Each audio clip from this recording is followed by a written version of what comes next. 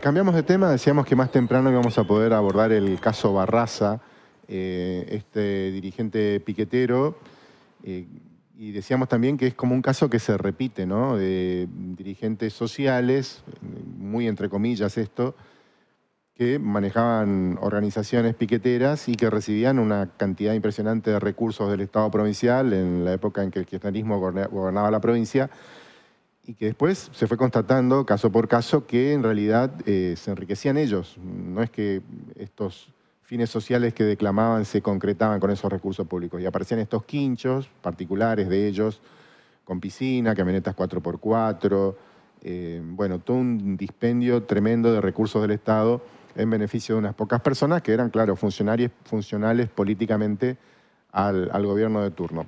Y está con nosotros el abogado Sergio Funes, fue parte de la representación de la querella del Estado en esta causa. Sergio, ¿qué tal? Gracias por estar. Buenos días a vos y a toda la audiencia. Bueno, ¿cómo podrías resumir esta historia del caso Barraza? Que la condena, le dan una condena a 10 años, ¿no? Pone un punto final a una historia, pero bueno, la historia en sí misma, ¿cómo se resume?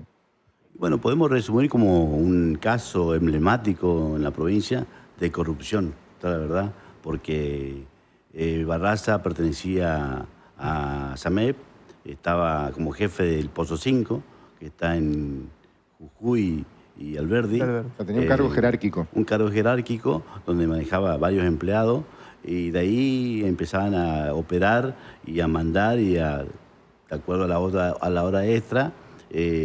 Así funcionaba, ¿no?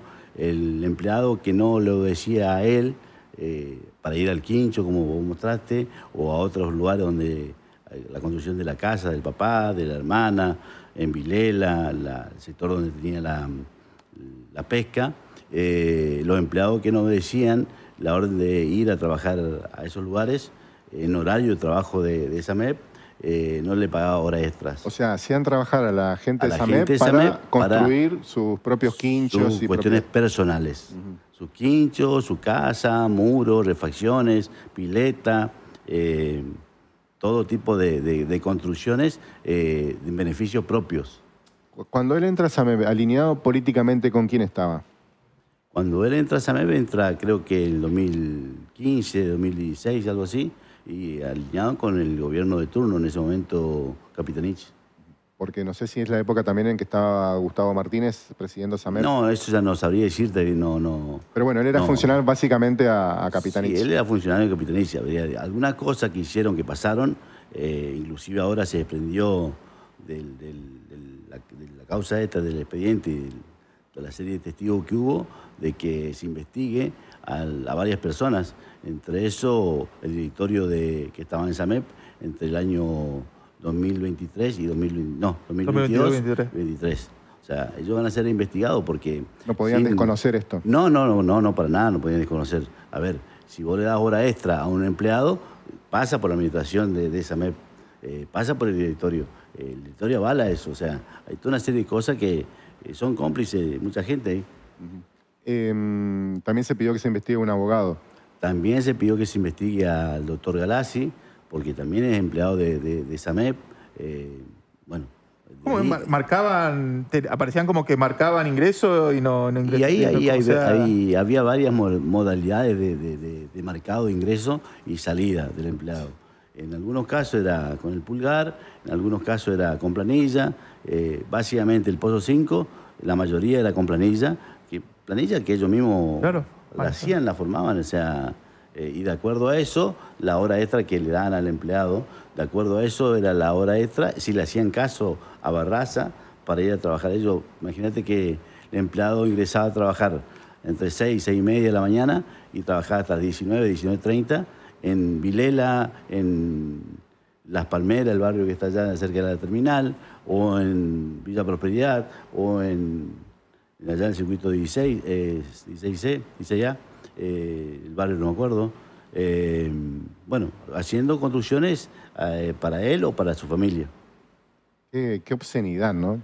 Y la verdad que uno se encuentra, yo que presencié todo el juicio y la parte investigativa, y se encuentra con, digamos, con obscenidad, como decís vos, con cuestiones muy muy burda, con mucho poder, todo involucrado, porque eso una sola persona no lo puede hacer. O sea, todo con el aval de autoridades con poder. Uno lo piensa además porque la levantaban en pala a través de la pantalla del movimiento social y en lugar de, no sé, yo digo, tenés tanta plata, pagale vos a los obreros, contratá vos a... No, pero aparte acá era usar los recursos del hasta, Estado hasta lo último, ¿no? Aparte era hasta el mínimo detalle. La comida salía de SAMEP, el vehículo salía de SAMEP. ¿Las herramientas? El combustible, y las herramientas también salían de SAMEP, porque las herramientas por ahí no son de SAMEP, pero eran contratadas por SAMEP. O sea, los camiones, la máquina, la retroexcavadora, o sea, todo un funcionamiento que pertenecía a la empresa SAMEP, al Estado que todos nosotros, de todos los chaqueños. Barraza tenía movimiento social y generalmente los movimientos también agregaban una fundación para recibir fondos. ¿También había fundación? También tenía una fundación, creo que es Humildad, tenía una construcción de fábrica de trapo de piso, tenía un vivero en Marita Belén, tenía un merendero en Elisa, varias cositas que a través de eso bajaban el dinero o iba el flujo de dinero ahí. La fundación tenía que hacer 21 o 27 casas, de los cuales hicieron una y después la otra no están. Y bueno, todo funcionaba de esa forma. ¿Cuánta plata llegó a recibir? Y mirá, lo que se calcula son millones, 100 y algo millones. Y valores históricos. Valores históricos y yo creo que un poco más, porque lo que se pudo probar. Pero bueno, me parece que un poco más. Ahora, el común denominador en esto, tanto el caso del movimiento de Merenciano Sena, el de Tito López, ahora el de Barraza y otros, el gobierno anterior, cuando todo esto empieza a reventar, a partir del caso Cecilia fundamentalmente, e incluso Jorge Capitanich lo dijo en varias declaraciones, siempre se muestran como sorprendidos, como que ellos no sabían qué pasaba todo esto. ¿Eso es posible? Para mí es imposible que no sepan, porque yo te insisto, por lo menos el directorio de SAMEP sabía de las horas extra que eran destinadas al Pozo 5. Sabían que alguna obra, alguna máquina se utilizaban no para cuestiones de SAMEP, que eran desviadas a cuestiones particulares. A ver, Barraza fue candidato a intendente de la lista de Capetenich, no nos olvidemos también de eso. Sena fue candidato a diputado de la lista de Capetenich. La mujer de Sena, Acuña, fue candidata a intendenta de Capetenich. O sea, no nos olvidemos algunas cosas, porque... Quintín Gómez fue funcionario. Quintín Gómez fue funcionario. O sea, es todo tan rápido la información que por ahí nos olvidamos de algunas cosas que pasaron. Y yo creo que todos sabían, porque el manejo que había de vehículos, de camioneta 4x4, de quincho, de pileta. Y esto acá estamos en Resistencia, no estamos en una ciudad... Bueno, eso es lo que yo siempre pienso, ¿no? Es imposible, ¿no? Tenés que ser demasiado pavote, digamos, para no ver. Si vos sos parte de una administración, no saber... Y además, bueno, no solo no saber, se suponía que todo esto tenía como contrapartida un monitoreo, un control. Nadie te da 200 millones de pesos y para que hagas, no sé, 20 viviendas y después vos ni siquiera te molestás de mandar a alguien que verifique si están en marcha. Debería haber tenido personas que vayan a verificar, a chequear, deberían haber sido pagados por etapas las cosas. Creo que del IPDUC también están investigados lo que eran autoridades en ese periodo. Seguramente, sí. No en este caso, no, porque eso iba a través de la fundación. No pasaban inclusive algunas cuestiones por INDUC, no pasaba por ahí, o sea... ¿Cómo se ha preguntado en el juicio? Yo he preguntado cómo era adjudicatario una persona de una vivienda. Y de acuerdo a la antigüedad que tenía el movimiento de ellos. O sea, era a dedo o por favores, o bueno, se manejaban así, de esa forma. Y esto, teniendo en cuenta justamente que pasó con Tito López, pasó con Sena, pasó con todos, que el Estado, como una especie de amigo tonto, daba y daba y daba y no controlaba nada. ¿Va a generar alguna responsabilidad hacia arriba? Yo creo que en esta etapa, después de que quede la sentencia firme, se corrió vista a la Fiscalía en turno para que empiece la investigación de varias personas, entre eso el directorio, como te decía recién, empleados de SAMEP, el abogado Galassi, son personas que van a ser investigadas. En el caso del abogado Galassi no me queda claro qué es lo que se sospecha o qué es lo que se va a investigar. Él en principio era empleado de SAMEP y aparentemente ahí había una especie de lo mismo que las otras personas. Había una malversación en la administración pública. Eso es toda etapa de investigación. Eso va a empezar el año que viene. Porque digo el año que viene, pues ya estamos entrando en feria en estos días. Bueno, cuando te pusiste a trabajar en este caso y a ver todo lo que había, ¿era lo que sospechaba o era peor todavía de lo que vos pensabas? No, yo la verdad cuando yo arranqué, y fue la etapa de investigación, empecé a mirar, a ver cosas, y la verdad que no era lo que yo pensaba hasta dónde podía llegar, o todo lo que se pudo haber hecho. Esto fue más allá de una imaginación común, por decirlo así, porque la verdad que cuando vos entras a ver, a escuchar los testigos, porque no nos olvidemos también que muchos testigos fueron con identidad protegida por mucho tiempo. Hay dos personas que fueron ahora en la última parte del juicio como testigo con tapaboca y con gorro para no ser identificado. O sea, hay un temor, o había un temor en cuanto a amenazas que sufrían los empleados de SAMEP. En muchas cuestiones que eso va más allá de la imaginación de que vos podés imaginarte. Porque vos decís, bueno, esto hicieron tal cosa, pero amenazaron, andaban armados, andaban con custodia. Esto lo dicen los testigos. O sea, es una cosa... Bueno, y además, repetimos, todo cortado con la misma tijera, digamos, ¿no? Porque son modelos que se repiten. Todo el mismo modus operandi, todos. La misma forma, el mismo método, todo. Y las autoridades haciendo la vista gorda o no sabiendo o autorizando. Digamos, puede ser cómplice, digamos, puede ser por omisión o culpable por acción o por omisión. Y ellos omitían todo. O sea, y esto es etapa de investigación ahora. Bueno, ¿vos qué creés justamente que había acá? Una simple... O sea, ¿qué daban ellos a cambio? ¿Creés que era simplemente apoyo político al gobierno de Capitanich o al peronismo en general? Que además había como un ida y vuelta con la plata que se daba. Yo, mirá, lo que interpreto que podía haber habido o estado es una cuestión política no nos olvidemos, además, muchos testigos lo dijeron, que el trabajo de ellos era ir a cortar calles. O sea, era presionar al gobierno, entre paréntesis, presionar al gobierno para que le dé unos recursos para hacer vivienda que nunca se hacían, por ejemplo. Entonces, así teníamos los piquetes todos los días en Resistencia, por un motivo o por otro, o por mercadería, o por fondos propios a la fundación. Todo era así, todo se manejaba de esa forma. Y bueno, así estuvimos los resistencianos y los chaqueños con piquete durante años.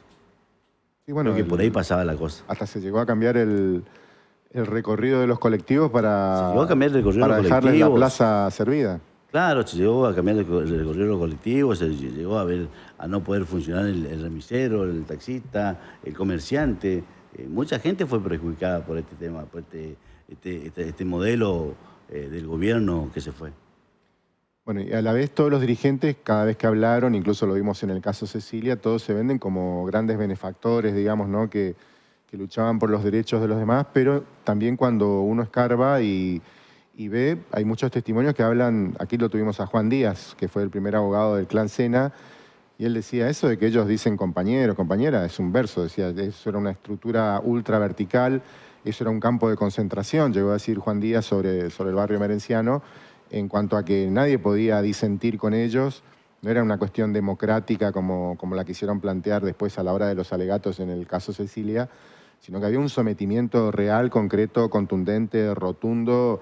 Nadie quería sacar los pies del plato por temor y imagino que en este caso en particular de Barraza también ustedes verificaron lo mismo. También fue así porque lo presionaban a los empleados de SAMEP por las horas extras. Entonces, si vos no haces tal cosa, para mi beneficio propio, no vas a cobrar hora extra. Y para el empleado es una suma importante al mes, tantas horas extra. Y bueno, y eso era la extorsión que existía en la empresa SAMEP. Existía, digo, porque ya no existe más, ¿entendés? O sea, y todos se manejaban así, todo era de esa forma, de ese método. O hacer lo que yo digo, todo vertical, como decís, ¿no? Hacer lo que yo digo o no cobrás. Así Y antes de todo esto, de ser uno de los bendecidos del kirchnerismo en la provincia, Barraza, ¿qué era? ¿Qué hacía? no tengo mucha información de qué hacía Barraza. Supongo que habrá sido un empleado común de SAMEP, no sé, la verdad que no sé. Pero él a SAMEP entra durante el peronismo. Sí, durante el peronismo, sí, sí. Bueno, porque bueno, creo que pasó con todos que tanto Sena como Tito López y demás no tenían una actividad conocida, salvo Tito López, por ejemplo, era carrero, y terminaron todos siendo potentados. Potentado, piquetero, luchaban todos por lo más necesitado. Es el verso que te vendía, ¿viste? Pero lo que menos hacían era eso. Bueno, y a nivel social, por último, Sergio, ¿qué lección crees que dejan todos estos casos? Y es una condena ejemplar para mí, porque, digamos, el que las hace las paga, esta es la verdad, ¿viste? O sea, no veíamos esto anteriormente, o sea, gracias a Dios se cambió de gobierno y salieron a luz muchas cosas. Por acá hay funcionarios provinciales implicados, por ejemplo, Andión. Andión estaba ¿cómo es? En El IAFEP. el IAFEP. Bueno, todo salía por ahí. En el IAFEP se presentaba una orden de pago o un proyecto un día y al otro día tenía librados los cheques. Y los cheques iban a cobrar al Banco del Chaco entre las 12 del mediodía o 11:45, unos minutos antes que cierre el banco, para que nadie se dé cuenta. Iban con bolso y con mochila a retirar dinero, porque no era que retiraban 2 pesos. Estamos hablando de millones que sacan del Banco del Chaco. Y no se rendía ni un lado eso, o sea, un defraude, digamos, una corrupción del lado que se lo mire. Y deja varios ejemplos acá, ¿viste? O sea, para mí, el ejemplo que por dónde no hay que ir o qué es lo que no hay que hacer. Yo creo que abusaron tanto del poder que tenían, de esa vista gorda que hacían los funcionarios, y también abusaron de una mirada social que al principio, cuando aparecen los movimientos sociales, era de empatía, ¿no? Porque básicamente los movimientos se nutrían de personas que habían perdido su trabajo. Casi todos se llamaban movimiento de trabajadores desocupados, que eran por ahí, agrupaban mucho a la clase media derrumbada por la recesión del final del menemismo.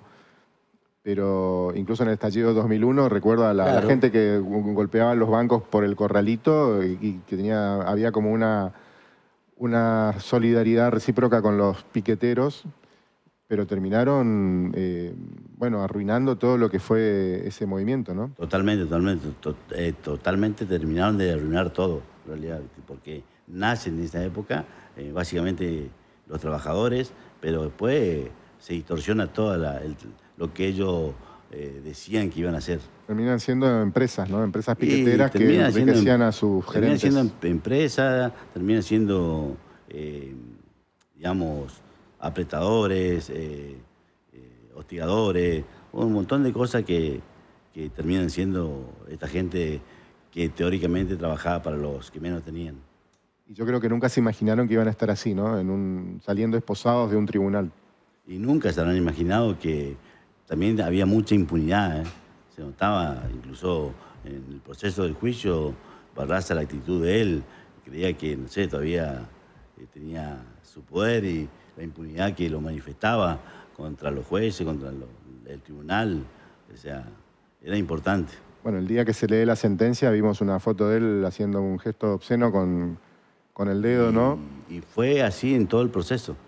Fue así en todo el proceso de reírse, de burlarse, bueno, un montón de cosas que vos decís, che, cometiste errores, o sea, nunca lo asumió. Claro. Bueno, Sergio Funes, muchas gracias. No, gracias a ustedes, Gracias. gracias a ustedes. Sergio Funes, abogado que representó los intereses del Estado en esta demanda que termina con la condena, una más, a un dirigente piquetero de estos que aprovechaban su rol de dirigentes sociales para cambiar las vidas, no de sus seguidores, sino de ellos mismos y sus familias.